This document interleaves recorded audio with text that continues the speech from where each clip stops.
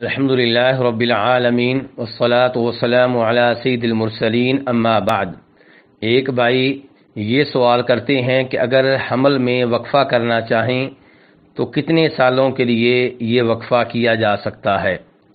تو گزارش یہ ہے کہ اس میں کوئی شک و شبہ نہیں ہے کہ ایک حمل کے بعد دوسرے حمل میں وقفہ کرنا اسلام میں جائز ہے، اس میں کوئی قباحت نہیں ہے۔ اور اس پہ جو امور دلالت کرتے ہیں ان میں سے ایک دلیل وہ حدیث ہے جسے امام بخاری اور مسلم دونوں جناب جابر بن عبداللہ رضی اللہ تعالیٰ عنہما سے روایت کرتے ہیں۔ وہ کہتے ہیں کہ ہم نبی علیہ الصلوۃ والسلام کے زمانے میں عزل کیا کرتے تھے جبکہ ان دنوں قرآن نازل ہو رہا تھا۔ وہ کہنا یہ چاہتے ہیں کہ اگر عزل کرنا غلط ہوتا تو قرآن پاک نازل ہو رہا تھا، وہی نازل ہو رہی تھی، تو ہمیں بتا دیا جاتا کہ یہ کام غلط ہے۔ اور عزل سے مراد یہ ہے کہ ایک خاوند اپنی بیگم سے تعلقات قائم کر رہا ہے، لیکن جب اس کا پانی نکلنے لگے تو وہ پانی عورت کی شرمگاہ کے باہر خارج کرے، شرمگاہ کے اندر خارج نہ کرے، اور چاہتا وہ یہ ہے کہ حمل نہ ٹھہرے بلکہ کچھ وقفہ ہو جائے۔ تو اس سے پتہ چلا کہ صحابہ کرام رضوان اللہ علیہم اجمعین آپ کے زمانے میں وقفہ کر لیا کرتے تھے اور اس میں کوئی حرج نہیں ہے، جبکہ اس کا مقصد یہ ہو کہ میرے بچے بہت زیادہ ہیں، میری بیگم کو کچھ آرام مل جائے اور تاکہ میری بیگم میرے بچوں کی تربیت صحیح معنوں میں کر سکے۔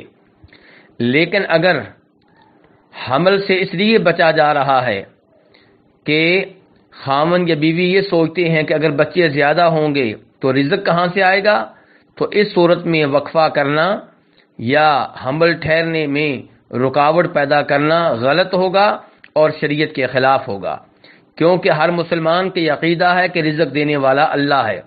وما من دابۃ فی الارض الا علی اللہ رزقها، کہ زمین پہ جو کوئی بھی ہے اس کا رزق اللہ کے ذمے ہے۔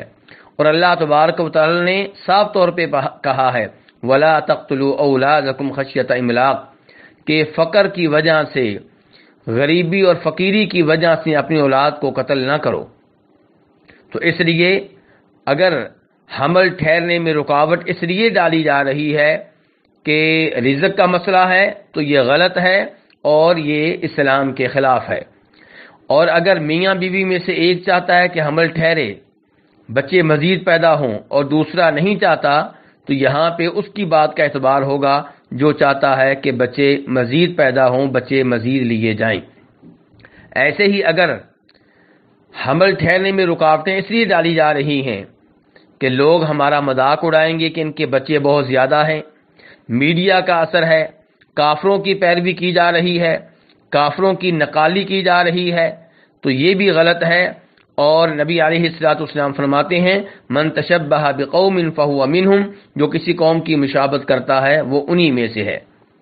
اور اگر حمل ٹھہرنے میں رکاوٹ کسی ایسی چیز سے ڈالی جا رہی ہے جس چیز سے حمل ٹھہرنے کا امکان بالکل ختم ہو جاتا ہے، مستقل طور پہ یہ طے ہو جاتا ہے کہ آئندہ بچے پیدا نہیں ہو سکیں گے، تو یہ بھی غلط ہے اور یہ بھی شریعت کے خلاف ہے، کیونکہ شریعت یہ چاہتی ہے کہ مسلمانوں کے بچے زیادہ سے زیادہ ہوں۔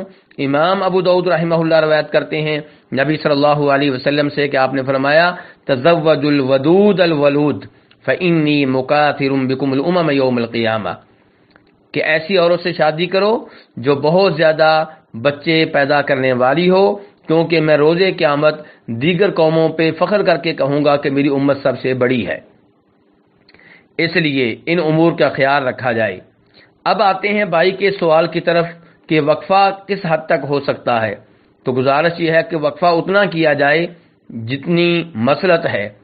اگر آپ سمجھتے ہیں کہ میرا چھوٹا جو بچہ ہے وہ اگر اس کے اوپر ایک بچہ اور آ گیا تو اس کی تربیت جو ہے وہ میری بیگم صحیح معنوں میں نہیں کر سکے گی، تو آپ 1 سال 2 سال وقفہ کر لیں۔ یا آپ چاہتے ہیں کہ میرا بچہ 2 سال دودھ پینے کی مدت پوری کر لے تو آپ 2 سال کا وقفہ کر لیں۔ تو مناسب وقفہ کرنا اس میں کوئی حرج نہیں ہے، لیکن اس سے زیادہ وقفہ کرنا جو ہے وہ شریعت کے مقاصد کے خلاف ہوگا۔ واللہ تعالی اعلم۔